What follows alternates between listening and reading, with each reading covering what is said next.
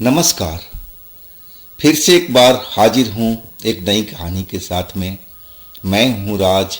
आप देख रहे हैं हाईवे नाइट। ये घटना जो मैं आज आपको सुनाने जा रहा हूँ, ये घटना हमें नगेंद्र जी, जो बिहार के रहने वाले हैं, उन्होंने भेजा है। बात थी 2004 की। तो क्या हुआ था इनके साथ में, क्या घटी थी घटना, ये जानने के लिए चलते हैं इनकी इस कहानी में। लेकिन दोस्तों, अगर आप मेरे चैनल पर पहली बार जुड़े हो और या अभी तक मेरे चैनल को सब्सक्राइब नहीं किया है तो प्लीज़ कर लीजिए और साथ में बेल आइकन को दबाना ना भूलिएगा। तो शुरू करते हैं आज की कहानी। दोस्तों, मेरा नाम नगेंद्र है।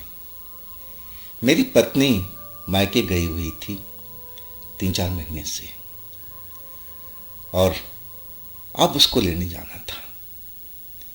और हमारे घर में दोपहर में पूजा थी, चैत की रामनवमी की, और वो तो पूरा गांव में ही होता था।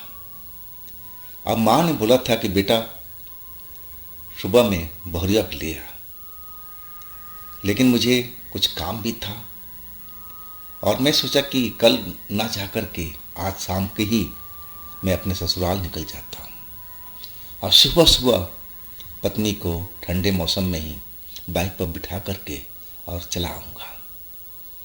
और कुछ प्रसाद भी मैंने बांध लिया था, थैले में रख लिया था, ताकि ससुराल वालों को दे सकूँ रामनवमी का प्रसाद। अब फिर मैं अपनी बाइक निकाल लिया और चल पड़ा अपने ससुराल की तरफ। ससुराल हमारा करीब 3 घंटे के रास्ते पर था बाइक के द्वारा। दूरी तो काफ़ी थी, अब बीच में रोड भी खराब थे, तो टाइम तो इतना लगना ही लगना था। जब मैं ससुराल के अपने नज़दीक पहुंचा था, गांव के नज़दीक, अब वहाँ से मुश्किल से आधा घंटा का रास्ता रह गया था। अब रात हो चुकी थी और कुछ ज़्यादा ही रात अंधेरी दिखाई दे रही थी। और जिस रोड पर मैं चल रहा था ना, अब उस पर कोई भी लोग आते जाते नहीं दिख रहे थे। ना कोई गाड़ी, ना कोई मोटरसाइकिल, ना कोई पैदल। आप कहा जाए तो रोड पूरी तरह से खाली दिख रहा था। और मैं अपने मोटरसाइकिल पर चलता जा रहा था। मुझे अब लग रहा था कि मैं आधे घंटे के अंदर में अपने ससुराल पहुंच जाऊंगा। और उस जगह से थोड़ी दूर आगे निकला था और अचानक मेरी बाइक का इंजन बंद हो गया।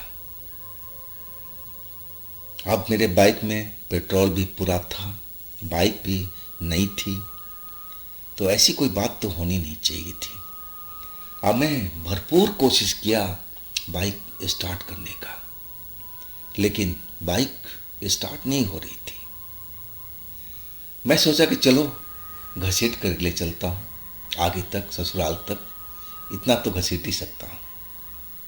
अब मैं बाइक से उतर करके अब फिर मोटरसाइकिल को आगे की तरफ घसीट के ले जाने लगा। अब जो इलाका था जहाँ पर मेरी बाइक खराब हुई थी, दोनों साइड में खेत ही खेत थे और रोड के किनारे पेड़, जंगली पेड़ पौधे सब खड़े दिखाई दे रहे थे। बिल्कुल सन्नाटा पसरा हुआ था। हाँ, कभी कभी गिद्धड़ों की आवाज़ तेज तेज सुनाई पड़ रही थी। वो तो हर गांव में हमें सुनाई पड़ता है रात के वक्त में, लेकिन यहाँ जो आवाज़ मैं सुन रहा था ना, ये आवाज़ जैसे लग रहा था कि बस मेरे नज़दीक ही गिद्धड़ कहीं पर हैं। और तभी इतना क्लियर साफ साफ आवाज़ मुझे सुनाई दे रहा था। और तभी एक चमगादड़ की झुंड ने मेरे आसपास में उड़ना शुरू कर दिया। और इतने सारे चमगादड़ देख करके मैं हैरान जरूर था, लेकिन हमारे गांव में भी चमगादड़ दिखाई पड़ते थे, लेकिन इतने सारे झुंड में मैंने आज तक नहीं देखा था। लग रहा था कि आसमान चमगादड़ों से जैसे भर गई हो, और मैं तेजी से अपना बाइक लेकर के आगे बढ़ने लगा। और जैसे ही आगे बढ़ा, सामने मुझे एक सफ़ेद कपड़ों में, सफ़ेद साड़ी में एक औरत खड़ी नजर आई। अब वो जो औरत खड़ी नजर आ रही थी, सफ़ेद कपड़ा, उस अंधेरी रात में भी जैसे उसमें कोई रोशनी सी निकल रही थी।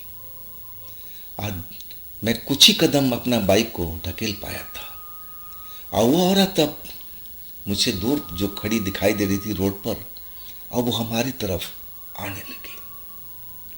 मैंने कोई ज़्यादा उस पर ध्यान नहीं दिया। ये गांव का माहौल है, आसपास में कोई गांव भी होंगे तो कोई औरत जा रही होगी रोड पर। मैं उसमें ज़्यादा कुछ सोचा भी नहीं, और मैं अपने धुन में बाइक धकेलता हुआ आगे की तरफ चलता जा रहा था, और उधर से वो औरत हमारी तरफ आती जा रही थी। और जब हम दोनों एक जगह पर पहुंचे, और तभी वो औरत मेरे बाइक के आगे आकर के खड़ी हो गई। और जैसे ही खड़ी हुई, मैं उसकी तरफ देखना शुरू किया। इतनी भयानक चेहरा मैंने कभी जिंदगी में नहीं देखा होगा। ये मोटी मोटी आंखें जैसे बाहर लटक रही हो, चेहरे पर जैसे कटने का, सड़ने का, घाव का ऐसे निशान उसके चेहरे पर नजर आ रहे थे। और हाइट भी उसकी अच्छी खासी लंबी थी, कम से कम वो 9 फुट के तो मुझे नजर आ रही थी। आज जब मैं उसकी आंखों के तरफ देखने लगा, तो न जाने क्या हुआ कि जैसे मेरे शरीर में एक झुरझुरी से ले लिया था। और मैं अब समझते देर नहीं लगा मेरे को कि मेरे सामने जो औरत खड़ी है ये पक्का चुड़ैल है। अब मैं बिल्कुल डर चुका था। उस जगह पर कोई भी इंसान उस रात में उस सुनसान जगह पर होता तो जैसी मेरी हालत हुई थी वैसे सबकी हो सकती थी। और वैसे तो मैं इतना डरपोक नहीं था, लेकिन इतने पास से किसी चुड़ैल को देख करके और डर तो लगेगा ही। और वही हाल मेरे साथ में हुआ था। अब वो चुड़ैल कड़कती हुई आवाज में, भारी आवाज में कहने लगी, कहाँ जा रहा है तू? कहाँ से आ रहा है? और तेरे पास में क्या रखा है? वो इशारा उसका जो मेरे पिछला बैग बाइक पर बंधा हुआ था उसकी तरफ था। अब मेरी तो मुंह से आवाज़ भी नहीं निकल रही थी कि मैं उसको कुछ जवाब दूं या बोलूं। वैसे ही मेरी फटी पड़ी थी, मैं बिल्कुल डर चुका था। और वो औरत बार बार कह रही थी, तू बता नहीं रहा है कि तू कौन है, कहाँ से आ रहा है, और उस थैले में क्या रखा हुआ है, जल्दी से बता मेरे को। मैं उसकी तरफ जैसे ही आंखों की तरफ देखने लगता, अब फिर वैसे ही मेरे शरीर में झुरझुरी सी होने लगी। और ऐसा लगने लगा कि मेरा पूरा बदन ठंड की वजह से कांप रहा हो, ऐसे मेरे साथ होने लगा था। हालांकि गर्मी का वो रात थी। अब मैं एकदम अब समझ गया था कि अब मैं बहुत बड़ा एक खतरे में हूँ। अब मैं अपना सर झुकाए कहने लगा कि जी मेरा ससुराल पास में है और मैं फलाने गांव से आ रहा हूँ। अब जैसे ही मैं ये बात बोला, वो औरत हंसने लगी। हंसते हंसते वो कहने लगी कि चल अच्छा हुआ कुछ तो बोला, लेकिन अब तू आगे नहीं जा पाएगा, मैं तुझे छोड़ूंगी नहीं। अब तू समझ ले कि तेरी कहानी खत्म है। हाँ, वो तेरे थैले में क्या रखा है, उसमें कुछ खाने पीने की चीज़ है तो मुझे पहले वो दे दे। अब फिर मैं सोचूंगी कि तुझे छोड़ना है या तुझे मारना है। मुझे ध्यान आ गया था कि उस थैले में मैंने प्रसाद रखा हुआ था, और मैं बोल पड़ा कि उसमें कुछ खाने की चीज़ें हैं, मिठाई वगैरह हैं, आप कहो तो मैं आपको दे दूँ। मिठाई का नाम लेते ही उसके चेहरे पर एक हंसी और दौड़ पड़ी और वो कहने लगी कि ला ला, मुझे पहले वो थैला पकड़ा। फिर मैं सोचती हूँ तेरे बारे में कि तुझे छोड़ा जाए या मारा जाए। अब मैं डरते डरते वो थैला खोला और उसमें से वो प्रसाद वाला पैकेट अपने हाथों में ले लिया। और वो औरत अब अपना हाथ, लंबी हाथ मेरे तरफ बढ़ा दिया था। और वो जब मैंने हाथ देखा, उसकी हाथों की अंगुलियां और उसमें बड़े हुए नाखून टेढ़े मेढ़े से नजर आ रहे थे। उसका जो नाखून था किसी चाकू से कम नहीं लग रहा था। मैं देख लिया था उसकी नाखून को। अगर वो मेरे गर्दन पर फिरा देती तो वैसे ही मेरा काम तमाम हो जाता। हाँ, मैं वो प्रसाद अब उसकी तरफ कर दिया कि जी लीजिए, ये है खाने वाला चीज। और वो उसने अपना हाथ फैला दिया, बोली मेरे हाथ पे रख दे, जल्दी जल्दी कर, देर मत कर। हाँ, मैंने वो प्रसाद उसके हाथ पर रख ही दिया। हाँ, उसी टाइम वो औरत तो जैसे उछल सी गई थी हवा में, जैसे उसको कोई बिजली का शॉक लग गया हो। और वो प्रसाद उसके हाथ से उछल गया, उछल करके जमीन पर जा गिरा था। और वो भागम भाग में मेरे हाथ से मोटरसाइकिल भी छूट चुकी थी और मैं भी जमीन पर आ चुका था, मैं भी गिर पड़ा था। और वो औरत अब तड़पती हुई मुझे गंदी गंदी गालियां दे रही थी। वो कह रही थी कि तूने मेरे हाथ में ये क्या पकड़ा दिया, तूने तो कहा खाने की चीज है, मिठाइयां हैं, ये तूने मेरे हाथ में क्या दे दिया। वो तड़प रही थी, मेरे को बहुत सारी गंदी गंदी गालियां दिए जा रही थी। अब मैं जमीन पर गिरा हुआ था और वो प्रसाद बस मेरे पास में ही पड़ा हुआ था। एक साइड में मोटरसाइकिल, एक साइड में मैं, अब मेरे सामने में वो प्रसाद गिरा हुआ। अब मैं समझ गया कि ये सब उसी प्रसाद की कृपा है कि ये चुड़ैल का हाथ में देते ही आप प्रसाद ने अपना पावर दिखा दिया उस चुड़ैल पर। अब मैं जल्दी से प्रसाद अपने हाथों में उठा लिया और लेकर के खड़ा हो गया। पहले तो प्रसाद को प्रणाम किया, माता रानी को प्रणाम किया कि हे माता रानी, हमारी रक्षा कीजिए इस चुड़ैल से। और वो चुड़ैल अब मुझसे दूर खड़ी थी और वो बहुत सारी गाली दी जा रही थी। वो कह रही थी कि तू आज तो बच गया इस प्रसाद के कारण, और फिर तो कभी इस रास्ते पर से गुजरेगा। उस वक्त मैं देखूंगी नहीं कि दिन है या रात है, तुझे तो मैं जरूर मार दूंगी। अब फिर वो अंधेरे में चली गई थी, अब फिर वो नजर नहीं आई। मैं वो प्रसाद फिर प्रणाम करके अपने उस थैले में रखा, मोटरसाइकिल को उठाया। अब फिर मैंने ऐसे ही मोटरसाइकिल को स्टार्ट करने लगा। अब मेरी मोटरसाइकिल, कमाल की बात थी कि बस चुटकियों में स्टार्ट हो गई। अब मुझे समझ में आ चुका था कि सारा किया धारा इसी चुड़ैल का था।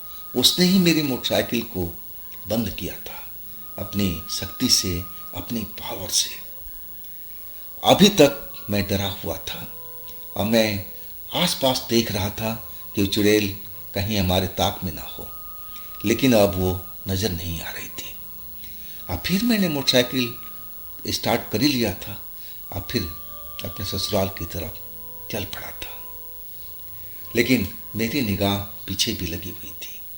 मैं आगे भी देखता, पीछे भी देखता, लेकिन वो चुड़ैल दोबारा मुझे नजर नहीं आई।